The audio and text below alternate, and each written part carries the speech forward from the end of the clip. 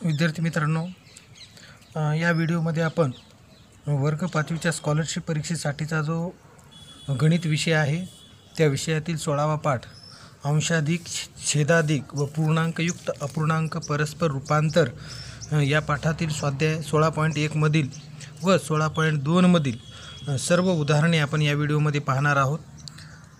या स्वाध्याय 16.1 मधील पहिला प्रश्न आहे, पुढीलपैकी एक अपूर्णांक उरलेल्या 3 अपूर्णांकांपेक्षा वेगळा आहे, तर तो अपूर्णांक कोणता आहे? पहा मित्रांनो, ह्या दिलेल्या 4ही अपूर्णांकाचं जर निरीक्षण केलं तर आपल्या लक्षात असं येईल की या 4ही अपूर्णांकापैकी पहिला, दुसरा आणि चौथा हे 3 अपूर्णांक हे छेदाधिक अंशाधिक अपूर्णांक आहेत। म्हणजे ह्या 3 अपूर्णांकाचा अंश छेदापेक्षा मोठा आहे। पहा, 19/4, दुसरा आहे 17/4 आणि शेवटचा आहे 5/4। म्हणजे हे 3ही अपूर्णांक हे अंशाधिक अपूर्णांक आहेत, पण 3 नंबरचा अपूर्णांक मात्र हा छेदाधिक अपूर्णांक आहे। म्हणजे या अपूर्णांकाचा छेद हा अंशापेक्षा मोठा आहे। म्हणजेच ह्या 4 अपूर्णांकापैकी एक वेगळा अपूर्णांक किंवा 4 अपूर्णांकामध्ये हा तिसरा अपूर्णांक थोडा वेगळा आहे। म्हणजे हा अंशाधिक अपूर्णांक आहे तिन्ही पण, आणि हा चौथा छेदाधिक अपूर्णांक आहे। म्हणून या प्रश्नाचं उत्तर असेल 3/4 हा अपूर्णांक 4 पैकी वेगळा आहे। म्हणजे पर्याय क्रमांक 3 हे या प्रश्नाचं योग्य उत्तर असेल। प्रश्न दुसऱ्या प्रश्नामध्ये 21/4 या छेदस्थानी पुढीलपैकी सर्वात लहान कोणती संख्या मिळवावी म्हणजे छेदाधिक अपूर्णांक मिळेल? दिलेला अपूर्णांक आहे 21/4। ह्या अपूर्णांकामध्ये छेदस्थानी आपल्याला पुढीलपैकी सर्वात लहान कोणती संख्या मिळवावी म्हणजे छेदाधिक अपूर्णांक मिळेल। म्हणजे छेद मोठा असलेला अपूर्णांक आपल्याला तयार करायचा आहे। म्हणजेच अंश 21 आहे, म्हणजे 21पेक्षा छेद मोठा होण्यासाठी आपल्याला या ठिकाणी पहा किती मिळवावे लागतील छेदामध्ये। पहिला ऑप्शन आहे 17। आपण जर या ठिकाणी 17 मिळवले तर 17×4 21 होतील। म्हणजे हा अपूर्णांक काय होईल? अंशाधिक आणि छेदाधिक होणार नाही, हा 21/21 होईल। त्याच्यामुळे आपला छेदाधिक अपूर्णांक होणार नाही 17 मिळवल्यानंतर। 16 मिळवल्यानंतर हा अपूर्णांक पहा, इथं जर आपण 16 मिळवले छेदामध्ये तर 16×4 20 होतील। म्हणजे हा अंशाधिक अपूर्णांक होईल। म्हणजे या ठिकाणी 21 अंश येईल, म्हणजे अंश मोठा होईल, म्हणून 16 पण येणार नाही। 18चा जर विचार केला आपण, छेदामध्ये जर 18 मिळवले तर या ठिकाणी पहा 18×4 22 होतात।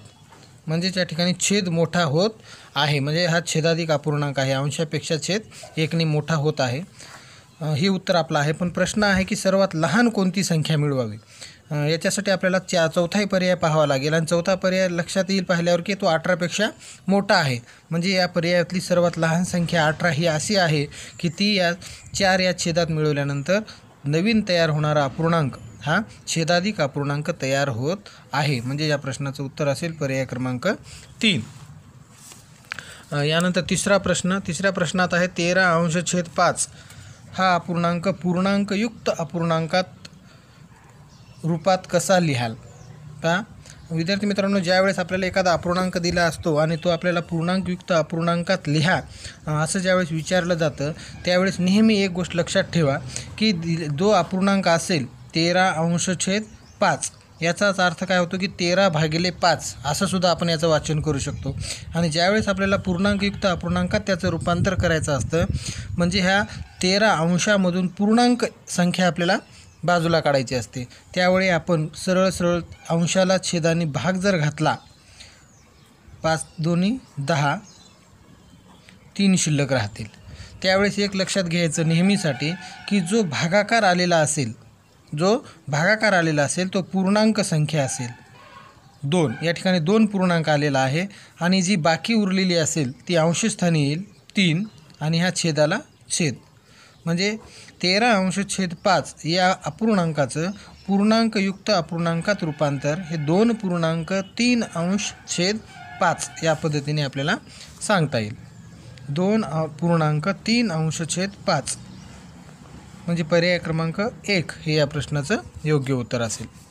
चौथा प्रश्न पहा मित्रांनो, चौथा प्रश्न आहे 1.3/8 बरोबर किती, आणि या ठिकाणी उत्तरं दिलेली आहेत पूर्णांकात, अपूर्णांक संख्येमध्ये, आणि प्रश्न आहे हा आपला पूर्णांकयुक्त अपूर्णांक। याचाच अर्थ आपल्याला या पूर्णांकयुक्त अपूर्णांकाचं आपल्याला अपूर्णांकात रूपांतर करायचं आहे।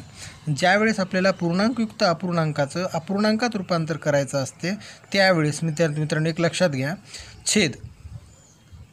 छेद गुणिले पूर्णांक संख्या, छेद गुणिले पूर्णांक संख्या अधिक अंश भागिले छेद दशाला तसा, या पद्धतीने आपण पूर्णांकयुक्त अपूर्णांकांचे अपूर्णांकात रूपांतर करू शकतो किंवा करतात। पहा 8 × 8 आणि 8 × 3 11 आणि छेदाला छेद, म्हणजे या ठिकाणी या पूर्णांकयुक्त अपूर्णांकांचं हे अपूर्णांकातील रूपांतर असेल 11/8। पर्याय क्रमांक 2 हे याचं उत्तर असेल। पाचवा प्रश्न, पुढीलपैकी चुकीच्या पद्धतीने लिहिलेला पूर्णांकयुक्त अपूर्णांक कोणता? पहा या ठिकाणी 4 पर्यायामध्ये 4 हे पूर्णांकयुक्त अपूर्णांक दिलेले आहेत आणि याच्यातला आपल्याला चुकीचा पूर्णांकयुक्त अपूर्णांक शोधायचा आहे। त्यावेळेस एक लक्षात घ्या मित्रांनो की ज्यावेळेस पूर्णांकयुक्त अपूर्णांक दिलेला असतो त्यावेळेस त्या अपूर्णांकाचा जो छेद असतो त्या छेदापेक्षा अंश नेहमी लहान असतो, ही गोष्ट लक्षात घ्या। पहा या ठिकाणी पहिला अपूर्णांक दिलेला आहे 2.3/5, म्हणजे या ठिकाणी छेद आहे 5 पेक्षा अंश हा लहान आहे, म्हणजे हा योग्य पूर्णांकयुक्त अपूर्णांक आहे। त्याच पद्धतीने दुसऱ्याचा जर विचार केला तर हा सुद्धा 7 पेक्षा अंश लहान आहे। तिसऱ्याचा जर विचार केला तर 12 छेद आहे आणि 11 अंश आहे, म्हणजे 12 छेदापेक्षा 11 अंश लहानच आहे, म्हणजे हा सुद्धा पूर्णांकयुक्त अपूर्णांक योग्य आहे। आणि चौथा पर्याय जर पाहिला आपण तर 11 छेद आहे आणि 12 अंश आहे, म्हणजे 11 पेक्षा 12 हे मोठा आहे, म्हणजे याचा अर्थ हा पूर्णांकयुक्त अपूर्णांक चुकीचा आहे। याच्यासाठी का चुकीचा आहे हे लक्षात घ्या। पर्याय क्रमांक 4 या प्रश्नाचं उत्तर असेल। का चुकीचं आहे? कारण आपण ज्यावेळेस पूर्णांकाचं अपूर्णांकात रूपांतर करत असतो त्यावेळेस आपण अंशाला छेदानी भाग घालत असतो आणि जी शिल्लक बाकी राहते भाग घातल्यानंतर ती अंशस्थानी असते। पण या ठिकाणी 12 आहे म्हणजे 11 × 11 म्हणजे आणखीन 1चा भाग गेला असता इथं।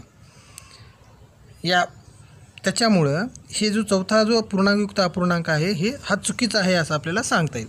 फक्त एक गोष्ट विद्यार्थ्यांनी नेहमीसाठी लक्षात ठेवा की ज्यावेळेस असा प्रश्न विचारला जातो त्यावेळेस फक्त छेदापेक्षा अंश लहान आहे की नाही एवढंच पाहून घ्यायचं।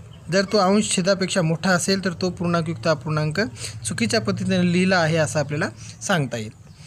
6वा प्रश्न, 33.33/7 या अपूर्णांकाचे पूर्णांकयुक्त अपूर्णांकात रूपांतर केल्यास मिळणारे उत्तर पुढीलपैकी कोणते? पहा यावेळेस आपण फक्त डायरेक्ट एक गोष्ट लक्षात ठेवायची, ज्यावेळेस आपल्याला अपूर्णांकाचे पूर्णांकयुक्त अपूर्णांकात रूपांतर करायचे असते त्यावेळेस अंशाला छेदाने भाग घालायचा 33/7। पहा 7 जर आपण या ठिकाणी भाग घातला 7 × 5 = 35 जास्त होईल, 7 × 28चा भाग जाईल, 4चा भाग जाईल आणि 33मधून 28 गेल्यानंतर 5 शिल्लक राहतील। आणि तुम्हाला मी सांगितलेली जी पद्धत आहे की जो भागाकार आलेला असेल ती पूर्णांक संख्या असेल, जो भागाकार आला असेल ती पूर्णांक संख्या असेल आणि शिल्लक म्हणजे जी बाकी उरलेली आहे ती अंशस्थानी लिहून छेदाला जशाला तसा छेद लिहायचा, म्हणजे या पद्धतीने आपण अपूर्णांकाचे पूर्णांकयुक्त अपूर्णांकात रूपांतर करत असतो। म्हणजे याचं उत्तर येईल 4.5/7, म्हणजे पर्याय क्रमांक 2 हे या प्रश्नाचं योग्य उत्तर असेल। पहा मित्रांनो या ठिकाणी जर आपण याचा पडताळा करून पाहिला तर या पूर्णांकयुक्त अपूर्णांकाचं रूपांतर जर आपल्याला अपूर्णांकात करायचं असेल तर तो अपूर्णांक हा असायला पाहिजे, म्हणजे हा आपलं पूर्णांकयुक्त अपूर्णांक बरोबर असेल। पहा या ठिकाणी आपण एक पडताळा करून पाहू।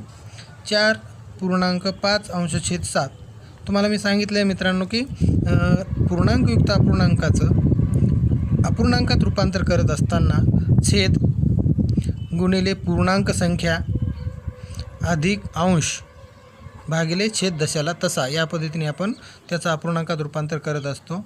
7 चौक 28, 28 आणि 5 33 छेद 7, म्हणजे या ठिकाणी 33 अंश छेद 7 हे अपूर्णांक बरोबर मिळालेलं आहे. म्हणजे आपण जे केलेलं रूपांतर आहे पूर्णांकयुक्त अपूर्णांकात हे अगदी बरोबर आहे असं आपल्याला सांगता येईल. 7वा प्रश्न, पुढील पर्यायांतील कोणत्या अपूर्णांकाचे पूर्णांकयुक्त अपूर्णांकात रूपांतर करता येणार नाही? पहा मित्रांनो, तुम्हाला मी सांगितलं होतं की ज्यावेळेस छेदापेक्षा अंश हा लहान असतो, छेदापेक्षा अंश हा लहान असतो, त्यावेळेस आपल्याला त्या अपूर्णांकाचं पूर्णांकयुक्त अपूर्णांकात रूपांतर करता येत नाही. त्याचा जर विचार केला आपण या ठिकाणी पहिल्या अपूर्णांकाचा, तर हा 22 अंश छेद 7 आहे. म्हणजे छेद 7पेक्षा अंश मोठा आहे, म्हणजे याचं रूपांतर आपल्याला पूर्णांकयुक्त अपूर्णांकात करता येते. त्याच्यानंतर दुसरा आहे 5 अंश छेद 4, म्हणजे छेद 4 आहे आणि अंश 4पेक्षा मोठा आहे, म्हणजे याचंसुद्धा आपल्याला पूर्णांकयुक्त अपूर्णांकात रूपांतर करता येते. त्याच्यानंतर तिसरा ऑप्शन आहे, तिसऱ्यातसुद्धा छेदापेक्षा अंश हा मोठा आहे, म्हणजे यासुद्धा अपूर्णांकात आपल्याला पूर्णांकयुक्त अपूर्णांकात रूपांतर करता येईल. आणि चौथा जो पर्याय आहे तो मात्र छेदापेक्षा अंश लहान आहे, छेदापेक्षा अंश लहान आहे, म्हणजेच या ठिकाणी आपल्याला या अपूर्णांकाचं पूर्णांकयुक्त अपूर्णांकात रूपांतर करता येणार नाही असं आपल्याला सांगता येईल. म्हणजे या प्रश्नाचं उत्तर असेल पर्याय क्रमांक 4. पहा मित्रांनो, या ठिकाणी आपण पहिला पर्याय म्हणलं पूर्णांकयुक्त अपूर्णांकात रूपांतर करता येईल, आणि याचं रूपांतर पूर्णांकयुक्त अपूर्णांकात करत असताना आपण अंशाला छेदाने भाग घालत असतो.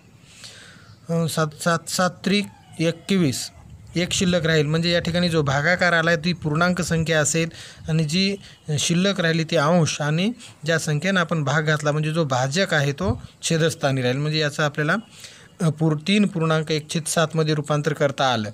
त्याच पद्धतीने आपल्याला याचंसुद्धा 4 1 4 एक शिल्लक राहील, म्हणजे 1.1/4 याचं उत्तर येईल. याचा 11 1 11, म्हणजे 1.1/11 याचं रूपांतर करता येईल. इथं मात्र आपल्याला 4 5ला भाग घालता येणार नाही, कारण 5पेक्षा 4 ही लहान संख्या आहे. ज्यावेळेस छेदापेक्षा अंश लहान असतो त्यावेळेस त्या अपूर्णांकाचं आपल्याला पूर्णांकयुक्त अपूर्णांकात रूपांतर करता येत नाही. 8वा प्रश्न आहे, 120 अंश छेद 17 हा अंशाधिक अपूर्णांक पूर्णांकयुक्त अपूर्णांक रूपात कसा लिहाल? यावेळेस आपल्याला जी पद्धत आहे पूर्णांकयुक्त अपूर्णांकात रूपांतर करण्याची त्याचा वापर करायचा. 120 म्हणजे अंशाला छेदाने सरळ सरळ भाग घालायचा. पहा या ठिकाणी कितीचा भाग जाईल?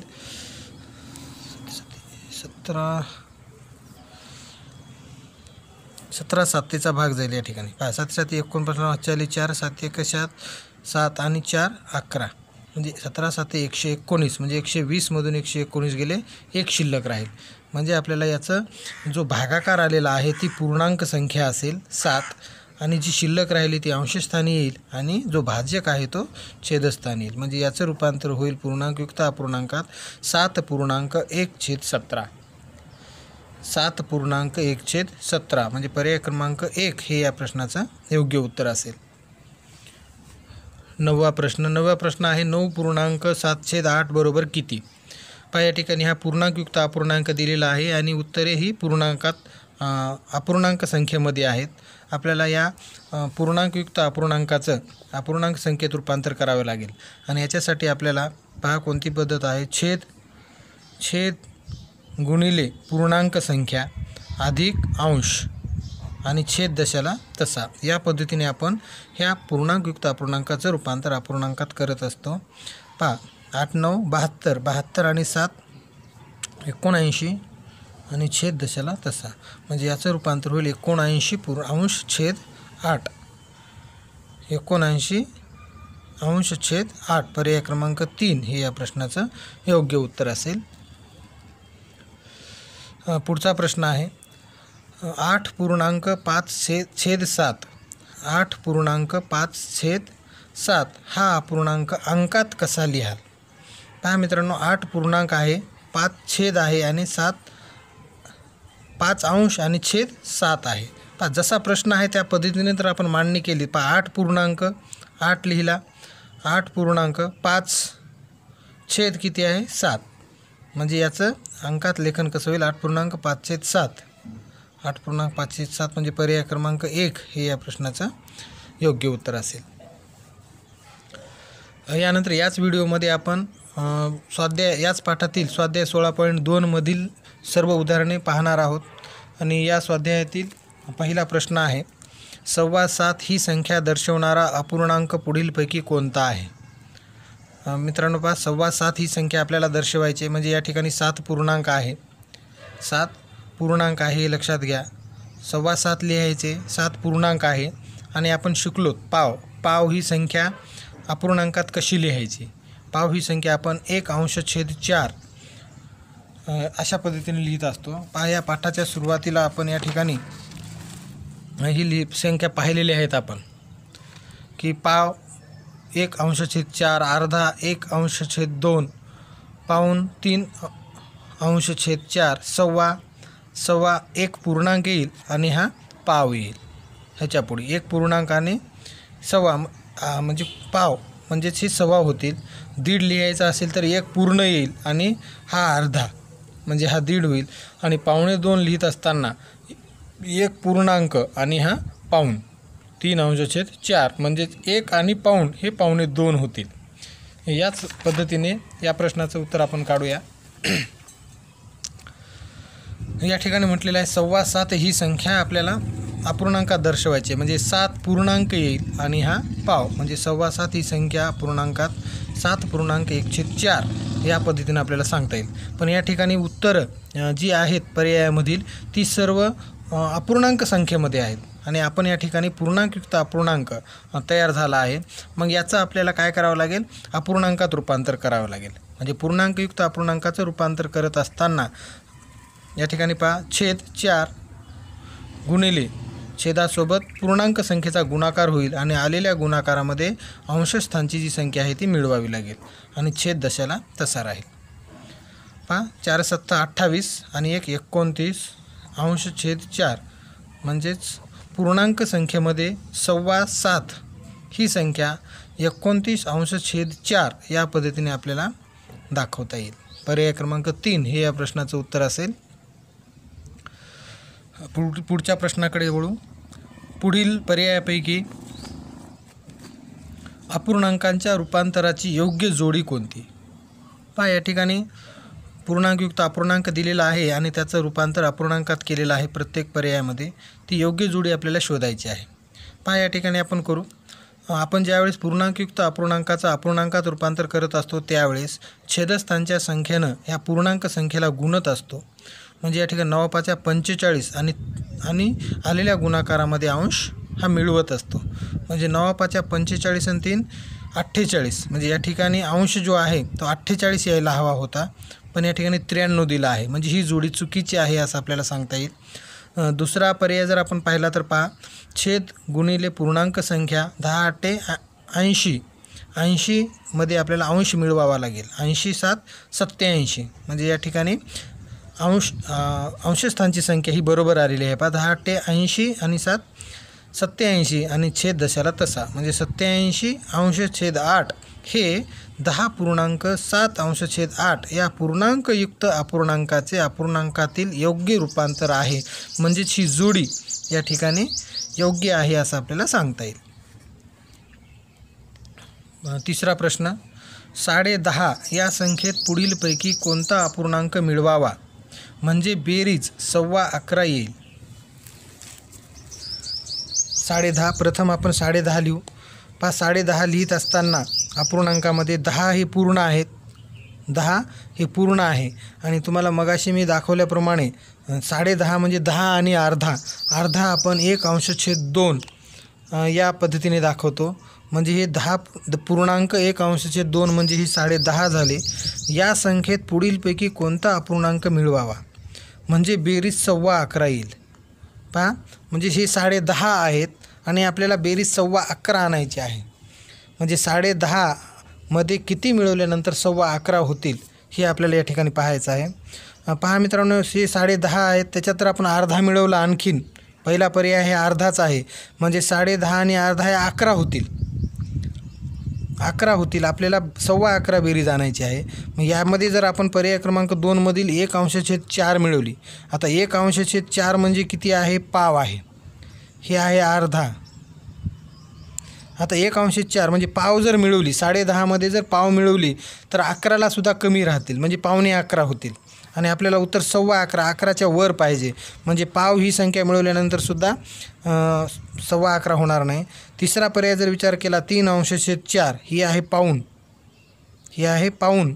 जर 10.5 मध्ये जर पाऊण मिळवला, पाऊण म्हणजे अर्धा आणि पाव, 10.5 मध्ये अर्धा मिळवला 11 होतील आणि वरचा पाव 11.25 होतील. म्हणजे ह्या 10.5 मध्ये जर हे पाऊण मिळवलं तर 11.25 या ठिकाणी होत आहेत. ते आपण बेरीज करून पाहू होतात की नाही. 3/4 याची बेरीज करू आपण. प्रथम या पूर्णांकयुक्त अपूर्णांकाचं अपूर्णांकात रूपांतर करू. 10 दुनी 20 आणि 20 आणि 1 21/2 अधिक 3/4. पहा, इथं बेरीज करताना आपल्याला छेद समान करावे लागतील. प्रथम पहा, छेद समान करण्यासाठी या पहिल्या अपूर्णांकाला आपल्याला 2 न गुणावं लागेल. 21 दुनी 42 2 4 अधिक 3/4. पहा, 42 आणि आता इथे छेद समान झालेले आहेत, म्हणजे अंशाची बेरीज करू शकतो आपण. 42 आणि 3 45/4. पहा, 11.25 म्हणजे ही संख्या आपण जर पूर्णांकात लिहायची असेल तर ती पूर्णांकयुक्त अपूर्णांक होईल. 11.25 म्हणजे 11 आणि पाव या पद्धतीनं. म्हणजे या अपूर्णांकाचं आपल्याला पूर्णांकयुक्त अपूर्णांकात रूपांतर करावं लागेल. आणि पूर्णांकयुक्त अपूर्णांकात रूपांतर करत असताना आपण अंशाला छेदाने भाग घालतो. 4 1 4 0 वरचा घेतला 5, पुन्हा 1चा भाग जाईल. पहा, 4 1 4, 5तून 4 गेला, 1 शिल्लक राहिला. पहा मित्रांनो, या ठिकाणी जो भागाकार आहे तो पूर्णांक संख्या असेल 11. जी शिल्लक असेल बाकी ती अंशस्थानी येईल आणि ज्या संख्येनं आपण भाग घातला जो भाजक आहे तो छेदस्थानी येईल. म्हणजे या ठिकाणी ही जी संख्या आपल्याला मिळालेली आहे 11.1/4, म्हणजे हे 11 पूर्ण आहेत आणि 1/4 म्हणजेच पाव. म्हणजे 11 आणि पाव हे 11.25 या ठिकाणी होत आहेत. म्हणजेच या अपूर्णांकामध्ये 10.5 या अपूर्णांकामध्ये आपल्याला जर 3/4 म्हणजे पाऊण ही जर संख्या मिळवली तर 11.25 उत्तर या ठिकाणी बरोबर येत आहे. म्हणजेच या प्रश्नाचं उत्तर असेल पर्याय क्रमांक 3. पुढचा प्रश्न 12 अधिक या ठिकाणी अंशस्थानी एक डब्बा दिलेला आहे, रिकामी जागा दिलेली आहे, छेद आहे 6 आणि बरोबर या दोन संख्यांची बेरीज या ठिकाणी दिलेली आहे 13.1/6. हे विधान सत्य होण्यासाठी या चौकटीमध्ये कोणता अंक असावा? पहा मित्रांनो, या ठिकाणी आपण या पर्यायाचा वापर या ठिकाणी करायला हवा. पर्यायाचा वापर करण्याच्या अगोदर आपल्याला एक गोष्ट लक्षात घ्यावी लागेल की आपण ह्या दोन अपूर्णांकांची ज्यावेळेस बेरीज करत आहोत त्यावेळेस आपल्याला पहिली ही जी संख्या आहे ह्याचा छेद आहे 1. म्हणजेच आपल्याला ह्याचा छेद समान करण्यासाठी ह्या पहिल्या अपूर्णांकाला आपल्याला 6 या ठिकाणी गुणावं लागणार आहे. 12/1 अधिक, म्हणजे छेद समान करण्यासाठी पहिल्या अपूर्णांकाला आपल्याला 6 गुणावं लागणार आहे.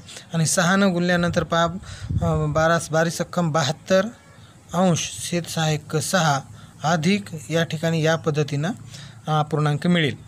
आणि उत्तर आपल्याला या ठिकाणी काढायचं आहे. आणि उत्तर आहे जी इथं पूर्णांकयुक्त अपूर्णांक संख्येत दिलेलं उत्तर आहे. आणि याचं आपल्याला अंशस्थानी येणारी जी संख्या आहे ही पाहण्यासाठी आपल्याला या पूर्णांकयुक्त अपूर्णांकाचं रूपांतर अपूर्णांकात करावं लागेल. आणि अपूर्णांकात रूपांतर करत असताना 6 × 13 अधिक 1 छेद 6 या पद्धतीने करावं लागेल. 13 × 13 = 78 आणि 1 79 अंश छेद 6 हे अपूर्णांकात उत्तर असणार आहे. 79 अंश छेद 6 म्हणजे आपल्याला इथं एक गोष्ट याच्यासाठी मी हे उत्तर पूर्णांकयुक्त अपूर्णांकात केलं की आपल्याला या ठिकाणी आता छेद समान झालेला आहे. म्हणजे अंशाची या ठिकाणी बेरीज होणार आहे. म्हणजे पहिल्या अपूर्णांकाचा अंश आहे 72 आणि दुसऱ्याचा आपल्याला शोधायचा आहे. आणि या ठिकाणी उत्तर या दोन्हीची बेरीज येणार आहे 79. 79 म्हणजे ही बेरीज काढण्यासाठी आपण ह्या पूर्णांकयुक्त अपूर्णांकाचं अपूर्णांकात रूपांतर केलं या ठिकाणी. म्हणजे 72मध्ये किती मिळवल्यानंतर आता 79 होतात एवढंच या ठिकाणी आपल्याला पाहावं लागणार आहे. पहा मित्रांनो, 72 आणि 7 79 होतात. म्हणजेच या चौकटीमध्ये 7 हा अंक येईल असं आपल्याला या ठिकाणी सांगता येईल. पर्याय क्रमांक 1. इथे जर आपण 7 घेतलं तर 72 आणि 7 79 होतील आणि छेद 6ला 6 राहील.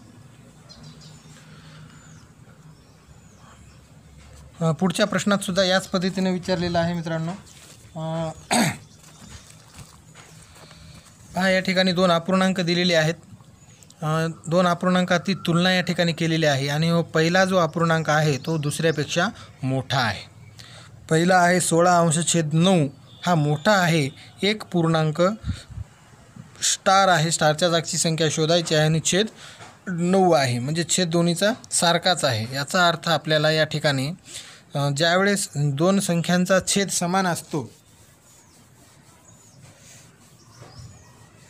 2 संख्यांचा छेद समान असतो त्यावेळेस आपल्याला ज्या अपूर्णांकाचा अंश मोठा तो अपूर्णांक मोठा असतो. म्हणजे आपल्याला पहिल्या अपूर्णांकापेक्षा दुसऱ्या अपूर्णांकाचा अंश लहान असायला पाहिजे हे आपल्याला इथे लक्षात घ्यावं लागेल. पहा आपण ह्या पूर्णांकयुक्त अपूर्णांकाचं अपूर्णांकात रूपांतर करावं लागेल. म्हणजे 9 1 9 छेदाचा आणि पूर्णांक संख्येचा गुणाकार होईल. 9 1 9 आणि 9मध्ये आपल्याला अंश मिळवावा लागेल. तो अंश 16पेक्षा लहान असायला हवा, तेव्हाच आपल्याला हे उदाहरण बरोबर आहे असं आपल्याला सांगता येईल. पहा 9 1 9 9मध्ये 5 जर मिळवले आपण तर 14 येतील. ठीक आहे, 14 येतील या ठिकाणी. आणि हे जे उदाहरण इथं दिलेलं आहे की पहिला अपूर्णांक मोठा आहे दुसऱ्या अपूर्णांकापेक्षा, हे या ठिकाणी सिद्ध होईल. म्हणजेच अर्थातच पहिलाच जो पर्याय आहे 5 तोच याचं उत्तर असणार आहे. स्टारच्या ठिकाणी 5 हा अंक येईल. आपण जर दुसरा 7 हा अंक घेतला तर या ठिकाणी 9 1 9 9 7 16 होतील. म्हणजे हा 16°9 आणि हा सुद्धा 16°9 होईल. म्हणजे बरोबर होतील दोन्ही अपूर्णांक. पण या ठिकाणी पहिला अपूर्णांक या ठिकाणी मोठा दर्शवलेला आहे त्यामुळे 7 येणार नाही. 7च्या पुढची संख्या तर येणारच नाही, तो आणखीन अपूर्णांक मोठा होईल. आणि 0 येणार नाही, कारण 0 जर घेतलं तर पहा या ठिकाणी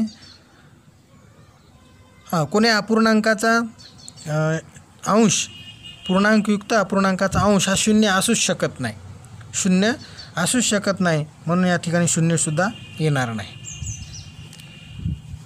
6वा प्रश्न आहे पहा, पुढील पर्यायापैकी अपूर्णांकांच्या रूपांतराची कोणती जोडी योग्य नाही हे आपल्याला शोधायचं आहे. पहा पूर्णांकयुक्त अपूर्णांक आहे, याचं रूपांतर करून पाहू आपण. 4 2 8 8 आणि 3 11 11°4 म्हणजे ही जोडी योग्य आहे. दुसरी पहा 4 त्रिकम 12 12 आणि 2 14°3 म्हणजे ही सुद्धा जोडी बरोबर आहे. तिसरा पर्याय जर पाहिला आपण 28°5 आहे. पहा या ठिकाणी पूर्णांकयुक्त अपूर्णांकाचे अपूर्णांकात रूपांतर करून पाहू. 5 5 25 25 आणि 3 28 म्हणजे 28°5 हा ही सुद्धा जोडी बरोबर आहे.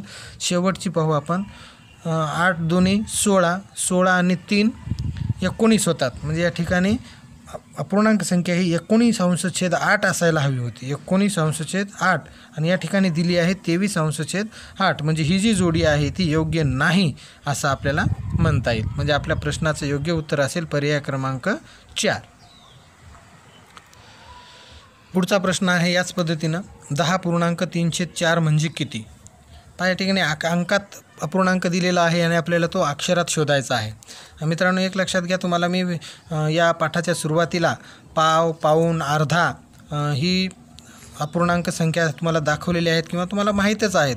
याचा अर्थ ही जी पूर्णांक संख्या असते ही पूर्ण संख्या असते 10 आणि हा जो अपूर्णांक आहे 3/4 3/4 म्हणजेच पाऊण होतो हे आपल्याला माहीत आहे. पाऊण म्हणजे 10 आहेत पूर्ण आणि त्याच्यासोबत पाऊण आहे, म्हणजेच या ठिकाणी 10 आणि पाऊण म्हणजेच 11:15 होतात हे आपल्या लक्षात येईल. आणि या प्रश्नाचं उत्तर असेल 11:15 पर्याय क्रमांक 2. 8वा प्रश्न, पुढील अपूर्णांकातील सर्वात मोठा अपूर्णांक कोणता आहे. या ठिकाणी 4 अपूर्णांक दिलेले आहेत. या 4पैकी आपल्याला सर्वात मोठा अपूर्णांक शोधायचा आहे. पहा मित्रांनो, अशा वेळेस आपण एक सोप्या पद्धतीने जर विचार केला म्हणजे या ठिकाणी छेद समान जर असते तर आपण त्यांचा पटकन डिवायडेशन केलं असतं, पण या ठिकाणी छेद भिन्न आहेत, त्यामुळे आपल्याला या ठिकाणी छेद समान न करतासुद्धा जर सर्वात मोठा अपूर्णांक किंवा छोटा अपूर्णांक या ठिकाणी ओळखायचा असेल तर त्यावेळेस प्रथम आपण त्याचं पूर्णांकयुक्त अपूर्णांकात जर रूपांतर करून घेतलं आणि पूर्णांकात येणारी संख्या यांची जर तुलना केली तर आपल्याला तो लहान मोठेपणा या ठिकाणी पटकन सांगता येईल. पहा, पहिला अपूर्णांक आहे 19/6. याचं जर आपण पूर्णांकयुक्त अपूर्णांकात रूपांतरित केलं तर 6 जर 19ला भाग घातला तर 6×18 1 उरेल, म्हणजेच 1/6 याचं रूपांतर होईल. दुसरा आहे 21/4. 4 जर भाग घातला तर 4×5 20, म्हणजे 1 उरेल, म्हणजे 1/4. तिसरा आहे 12/5. 5 जर भाग घातला तर पूर्णांक येईल 5 दोन्ही 10, 2 शिल्लक राहतील, म्हणजे 2/5 या पद्धतीनं. आणि शेवटचा जो आहे 21/5, तो 5×4 = 20, 1/5 या पद्धतीने आपल्याला पूर्णांक म्हणजे त्याचं पूर्णांकयुक्त अपूर्णांकात रूपांतर मिळेल. आणि याचं जर निरीक्षण केलं तर आपल्या लक्षात येईल की पहिल्या अपूर्णांकाचा पूर्णांक आहे 3, दुसरे आहे 5, तिसरे आहे 2 आणि चौथे आहे 4. या ठिकाणी सर्वात मोठा हा 5 आहे, 5 पूर्णांक येत आहे, म्हणजेच याचाच अर्थ 21/4 हा अपूर्णांक ह्या बाकीच्या अपूर्णांकांपेक्षा या ठिकाणी मोठा आहे असं आपल्याला सांगता येईल. 9वा प्रश्न पहा, या ठिकाणी 4 अपूर्णांक दिलेले आहेत आणि चढत्या क्रमाने आपल्याला लिहायचे आहेत. पहा, ही चढत्या क्रमाने लिहित असताना विद्यार्थी मित्रांनो आपल्याला त्याच्यातला लहान मोठेपणा ओळखता आला पाहिजे. आणि लहान मोठेपणा ठरवण्यासाठी आपल्याला प्रथम छेद समान करावे लागतात, त्यानंतर आपल्याला लहान मोठे अपूर्णांक लवकर ओळखता येतील. पण या ठिकाणी या अपूर्णांकाचं जर निरीक्षण केलं तर आपल्या असं लक्षात येईल की प्रत्येक अपूर्णांकाचा अंश हा छेदापेक्षा 1ने मोठा आहे. 13/12, 6/5, 9/8, 12/11, म्हणजे छेदापेक्षा अपूर्णांक या ठिकाणी 1ने सर्वांचाच मोठा आहे. ज्यावेळेस असे अपूर्णांक एकत्र येतात आणि त्यांच्यापैकी आपल्याला ज्यावेळेस चढता क्रम किंवा उतरता क्रम लावायचा असतो त्यावेळेस मित्रांनो एक लक्षात ठेवा की त्यावेळेस ज्या अपूर्णांकाचा छेद सगळ्यात मोठा असतो, ज्या अपूर्णांकाचा अंश सर्वात मोठा असतो तो अपूर्णांक या ठिकाणी सर्वात लहान असतो, हे लक्षात ठेवा. म्हणजे या ठिकाणी जर विचार केला आपण तर 13 म्हणजे पहिलाच अपूर्णांक जो आहे 13/12, म्हणजे 12 ह्या अपूर्णांकाचा अंश ह्या सर्वामध्ये मोठा आहे, म्हणजे हा अपूर्णांक सर्वात लहान आहे या ठिकाणी हे लक्षात येईल आपल्याला. आणि चढत्या क्रमाने लावत असताना आपल्याला सर्वात लहान अपूर्णांक आधी लिहावा लागतो, म्हणजे पहिला येईल 13/12. त्यानंतर या 3पैकी जर लहान शोधायचा असेल तर 3 अपूर्णांकापैकी सर्वात मोठा अंश कोणता आहे 12, म्हणजे हा अपूर्णांक ह्याच्या नंतरचा असेल. त्यानंतर ह्या 6 आणि 9मध्ये 9 आणि शेवटी सर्वात मोठा असेल 6/5. म्हणजे या पद्धतीने आपण त्यांचा चढता क्रम लावू शकतो छेद समान न करता सुद्धा. फक्त अशाच वेळेस की ज्यावेळेस अंश हा छेदापेक्षा 1ने मोठा असतो त्यावेळेस ज्या अपूर्णांकाचा अंश सर्वात मोठा तो अपूर्णांक सर्वात लहान असतो. आणि चढत्या क्रमाने लावत असताना सुरुवातीला सगळ्यात लहान अपूर्णांक पाहिजे आणि या 4ही अपूर्णांकाचा या पद्धतीने चढता क्रम हा असेल आणि तो पर्याय क्रमांक 1 मध्ये बरोबर आहे असं आपल्याला सांगता येईल. 10वा प्रश्न, सुरजितने एका दुकानातून 1.25 किलोग्रॅम साखर व दुसऱ्या दुकानातून 2.25 किलोग्रॅम साखर खरेदी केली तर त्याने एकूण किती साखर खरेदी केली? पहा, या दोन्हीची बेरीज करू आपण. 1.25 किलोग्रॅम म्हणजे 1 पूर्णांक आणि पाव एवढी साखर खरेदी केली, अधिक 2.25 म्हणजे 2 पूर्ण आणि पाऊण म्हणजे 3/4, हे झाली 3.25 किलोग्रॅम. यांची बेरीज करू आपण आणि जी बेरीज येईल तेवढी साखर त्याने खरेदी केली असं आपल्याला सांगता येईल. पहा, या पूर्णांकयुक्त अपूर्णांकाचा आधी अपूर्णांकात रूपांतर करू आपण. 2 बे आणि 3/2 अधिक 4 2 8. एक लक्षात घ्या मित्रांनो, या ठिकाणी माझी एक चूक झालेली आहे. 1.25 किलोग्रॅम म्हणजे 1 आणि पाव पाहिजे, या ठिकाणी मी अर्धा लिहिलेला आहे. पाव ही संख्या 1/4ने दर्शवतात. पहा, या ठिकाणी मग याचं रूपांतर होईल 4 × 1 = 4 आणि 1 = 5 अंशछेद 4 अधिक 4 दूनी 8, 8 आणि 3 11 अंशछेद 4. 11 आणि 5 ह्या छेद समान झालेले आहेत. 11 आणि 5 16 अंशछेद 4. आणि मग याचं जर आपण पूर्णांकात रूपांतर केलं तर येईल 4 चौक 16. म्हणजे 4 किलोग्रॅम साखर सुरजितने खरेदी केली असं आपल्याला सांगता येईल. पर्याय क्रमांक 4 हे या प्रश्नाचं योग्य उत्तर असेल. पुढचा प्रश्न आहे 11वा. या ठिकाणी 3 अपूर्णांक दिलेले आहेत आणि त्यांची आपल्याला बेरीज करायची आहे. आणि बेरीज करत असताना सगळ्यात महत्त्वाची गोष्टी सगळ्यांचा छेद समान असावा लागतो. आणि या ठिकाणी तो छेद समान दिलेला आहे म्हणजे या ठिकाणी अंशाची बेरीज होईल. 5 आणि 3 8, 8 आणि 7 15, 15 अंशछेद 2 ही यांची बेरीज येईल. पण उत्तरामध्ये मात्र ती पूर्णांक युक्त अपूर्णांक संख्येनं दाखवलेली आहे. म्हणजे या ठिकाणी छेद 2 अपूर्णांकाचा 2 आहे म्हणजे 2 पैकी एक उत्तर असणार आहे. याचं आपण जर पूर्णांकयुक्त अपूर्णांकात रूपांतर केलं तर पहा 15/2 म्हणजे 2 14, 1 शिल्लक उरेल. म्हणजे जो भागाकार आलेला आहे ती पूर्णांक संख्या असेल 7 पूर्णांक, बाकी आलेला अंशस्थानी येईल 1 अंशछेद 2 म्हणजे हे याची बेरीज येईल 7.1 अंशछेद 2. 7.1 म्हणजे पर्याय क्रमांक 4 हे या प्रश्नाचं योग्य उत्तर असेल. मित्रांनो, या पाठातील दुसरा जो स्वाध्याय आहे त्या स्वाध्यायातील सर्वात शेवटचा प्रश्न आहे 12वा. 11 अंशछेद 17 व 3 अंशछेद 51 यांच्या बेरजेत कोणता अपूर्णांक मिळवावा म्हणजे एकूण बेरीज 1 येईल. पहा या ठिकाणी आपण प्रथम यांची बेरीज करू. ह्या 2 अपूर्णांकाची जर बेरीज केली तर आपल्याला उत्तर काय मिळेल पहा. या ठिकाणी छेद समान करण्यासाठी पहिल्या अपूर्णांकाला आपण 3 ने गुणू. 11 त्रिक 33, 17 त्रिक 51 अधिक 3 अंशछेद 51 म्हणजे यांची बेरीज येईल 33 आणि 3 36, 36 अंशछेद 51. आता प्रश्न आहे की यांची बेरीज केली आपण, पण या बेरजेत कोणता अपूर्णांक पुढीलपैकी मिळवावा म्हणजे त्याचं उत्तर 1 येईल. म्हणजे या अपूर्णांकात आपल्याला आता खालीलपैकी कोणता अपूर्णांक मिळवल्यावर बेरीज 1 येईल हे पाहायचं आहे. मित्रांनो, एक लक्षात घ्या, आपल्याला ज्या अपूर्णांकाचा छेद 51 आहे ते अपूर्णांक जर आधी चेक केले तर आपले उत्तर योग्य पद्धतीने किंवा लवकर काढता येईल. त्यामुळे आपण प्रथम हा जो 51 छेद असलेला अपूर्णांक आहे दुसरा हा मिळवून पाहू. पहा 15 अंशछेद 51, 36 आणि 15